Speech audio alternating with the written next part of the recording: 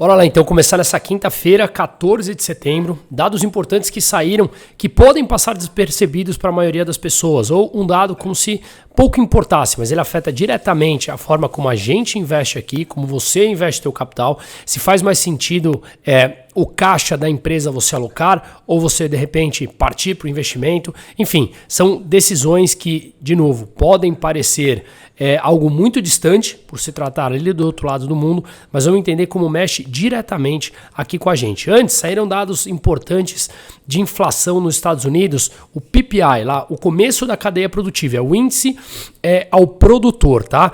Então ele veio acima do que o mercado esperava no mês de agosto, então isso pode botar uma pequena pressão até no Banco Central americano para subir a taxa de juros, mas mais importante foi a taxa de inflação que veio já, e a gente já falou nos vídeos anteriores aqui, e que deverá fazer com que o Banco Central americano mantenha a taxa de juros inalterada. Lembrando que eu já expliquei também como a taxa de juros nos Estados Unidos movimenta, pressiona os bancos centrais do restante do mundo a subir as suas taxas de juros, caso eles subam mais ou mantenham a taxa de juros elevada, tá? Mas o mais importante aqui são os dois próximos fatores. Bom, na verdade o último, tá? O primeiro foi que o Banco Central Europeu, ele subiu a taxa de juros agora de novo pela 10ª vez consecutiva em 0,25, atingindo agora 4,5%. Lá são três tipos de taxa de juros que a gente pode levar em consideração. Todas elas subiram 0,25%, tá?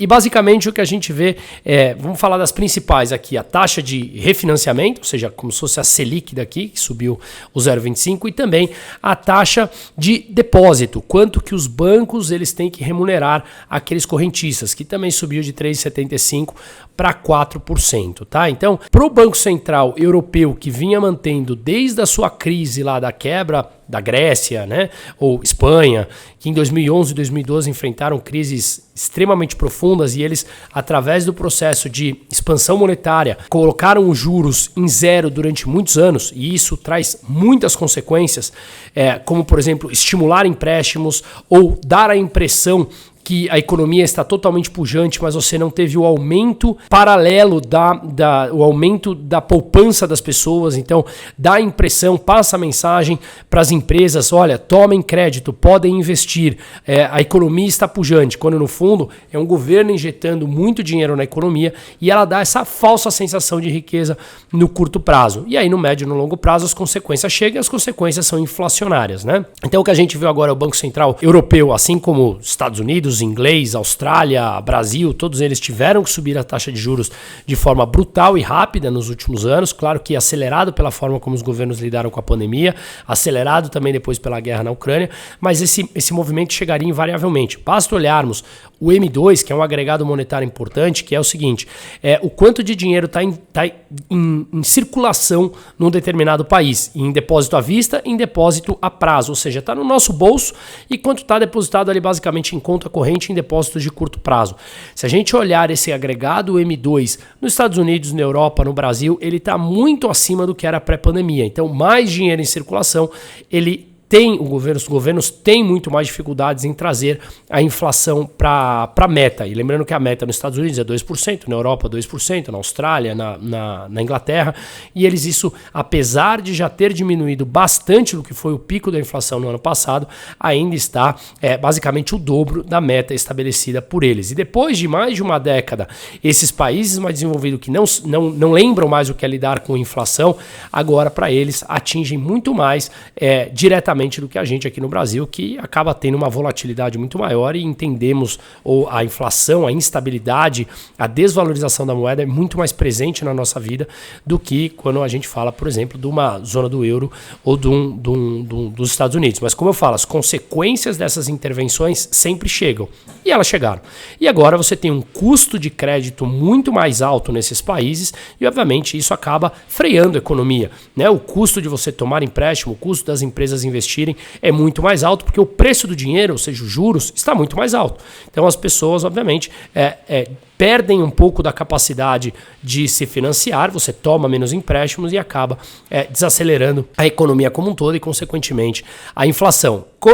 Porém, em paralelo, se os bancos centrais continuam, em algum momento, imprimindo dinheiro novamente, porque eles passarão, no meu entender, por alguma recessão e eles seguirem pelo mesmo caminho de sempre, a gente vai continuar sempre nesse círculo vicioso, sempre atacando as consequências e não as causas dos verdadeiros problemas econômicos, que ele sempre reside na origem, lá nos bancos centrais intervencionistas, injetando dinheiro para dar aquele suspiro de curto prazo, principalmente para os governos se manterem através dos votos e não deixar uma economia cair. Mas, de novo, a gente vai empurrando a poeira para debaixo do tapete. Mas a notícia que pode parecer, digamos, inofensiva e ela realmente afeta como um todo, e eu venho falando isso no último ano e meio. Todos os bancos centrais já subiram os seus juros, uns mais, outros menos. O único que manteve a taxa de juros ainda negativa, nominal negativa, é o Banco Central do Japão.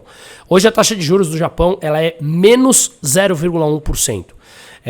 Eu lembro alguns bons anos atrás ali, quando eu estava começando, eu entrei no mercado em 2007, e que ali 2011, 12, a primeira vez que a gente viu um juros negativo piscar na tela, o nosso gestor ali na época falou, vou tirar uma foto e vou enquadrar, porque não existe juros negativo, né? Essa lógica matemática ela é muito distorcida, e isso se tornou uma normal, dada a quantidade de dinheiro que foi injetada nas economias pelos bancos centrais. Uma quantidade maior de dinheiro, você tem uma abundância do dinheiro, o preço dele cai. O preço do dinheiro é os juros, então os juros fica muito mais baixo, você estimula essa economia de forma artificial, até que surgem bolhas, essas bolhas vão estourando. Pois bem, o Japão, que é uma economia em que tem um baixo nível de empreendedorismo, eles têm uma capacidade ou uma poupança extremamente alta, então o japonês não gasta no geral.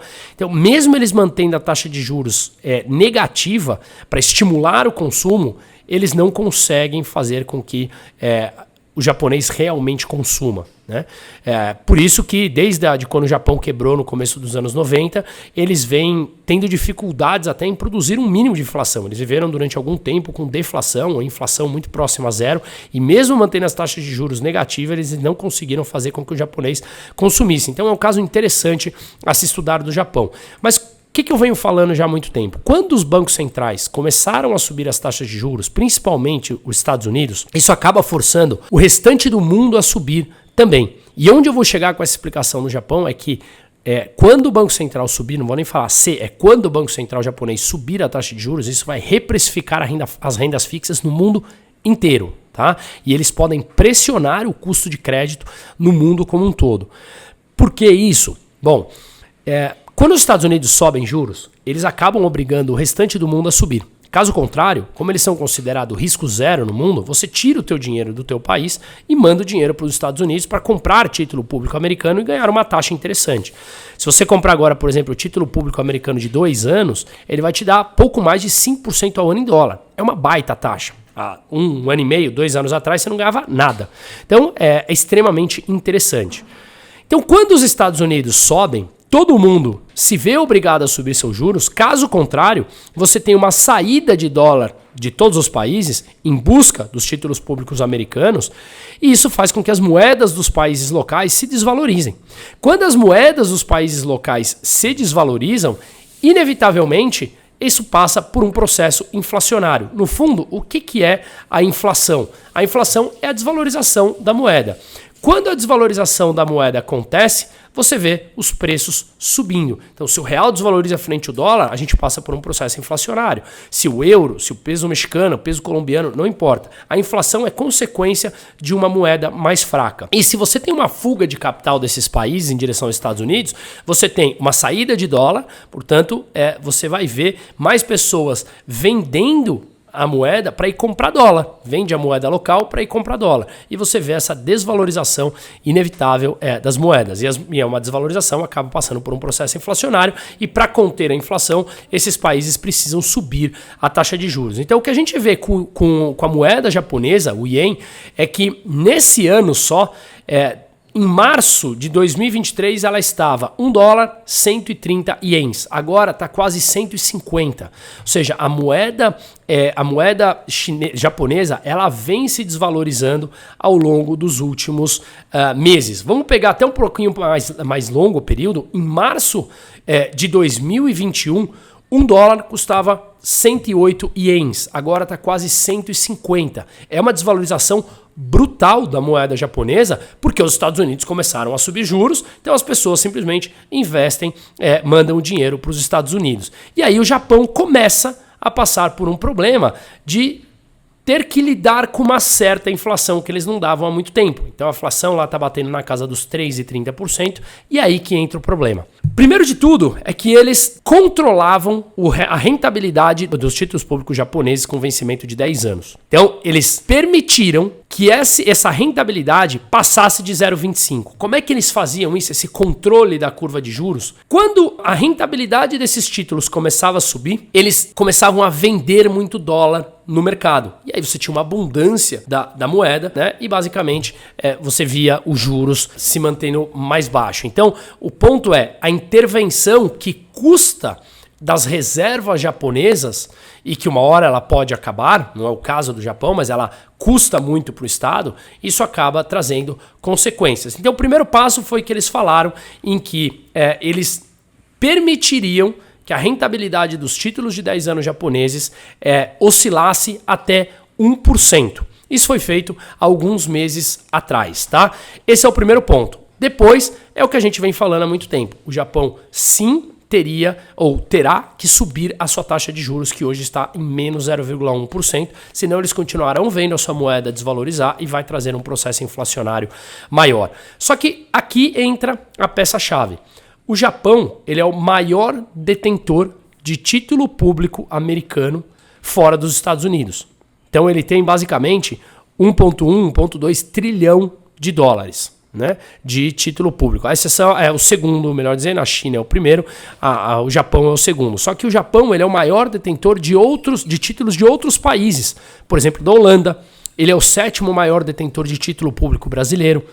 Então, se o Japão começa a subir a sua taxa de juros, o que a gente pode ver é uma repatriação do capital japonês que está espalhado pelo mundo, em que eles venderiam dólar, venderiam euro, venderiam todas as moedas que eles detêm para levar o dinheiro para o Japão, uma vez que os juros no Japão estariam mais altos.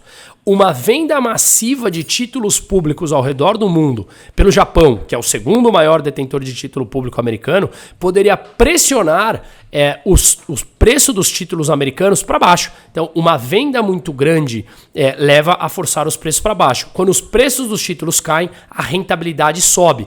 Então, o que aconteceria?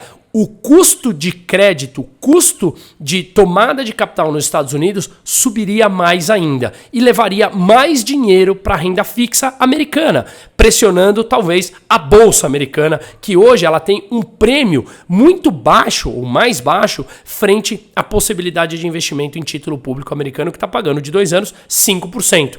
Então isso poderia jogar o preço da renda fixa americana, dos títulos públicos americanos para baixo, subindo a sua rentabilidade, pressionando o custo de crédito das empresas e das pessoas, mas levando mais dinheiro para lá e jogando possivelmente a bolsa americana para baixo. Isso poderia acontecer com outros títulos públicos, como eu falei, com o holandês, com o brasileiro, com todos os outros títulos que o governo japonês detém. Então isso poderia, num segundo ponto, além de jogar para baixo o valor das rendas fixas, aumentando o custo do crédito e jogando algumas bolsas para baixo, também faria com que a moeda japonesa, o ien, se fortalecesse. Mais pessoas, mais investidores japoneses venderiam dólar, venderiam euro, venderiam real para desinvestir nesses países e comprar ien para investir no Japão, que teria juros mais altos. Então, uma demanda maior do ien forçaria a valorização dessa moeda em detrimento de todas essas outras moedas em que eles detêm títulos públicos. E uma moeda mais forte do Japão poderia levar também a bolsa japonesa a uma alta. Quem não lembra, há poucos meses atrás que o Warren Buffett falou que hoje ele tem muito mais ações de empresas japonesas do que americanas no seu portfólio. Lembra que o movimento, quando ele sai no jornal, ele já é tarde. Então, o grande ponto é nós entendermos os ciclos econômicos que nós estamos, quando eles estão prestes a acabar e qual é o próximo ciclo. E é justamente isso que eu falo na minha consultoria sempre, porque a gente precisa entender o processo prévio a investimentos, ou seja, os fundamentos econômicos que podem reprecificar, por exemplo, uma renda fixa.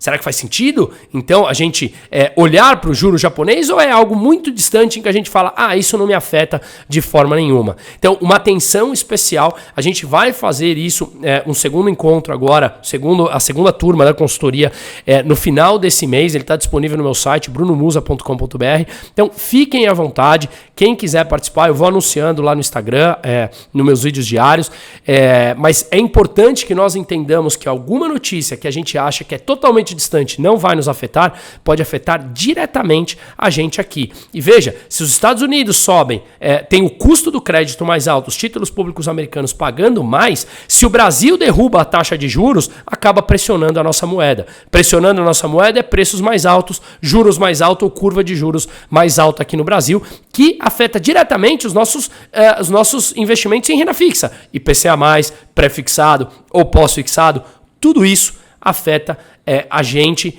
quando a gente acha que uma notícia ela pode ser, digamos, inofensiva. Então, vale a pena ficar de olho nisso, porque ela realmente vai afetar, e não é se isso acontecer, é quando isso acontecer. Por isso, é tão importante o estudo dos ciclos econômicos. Um ótimo dia para todo mundo.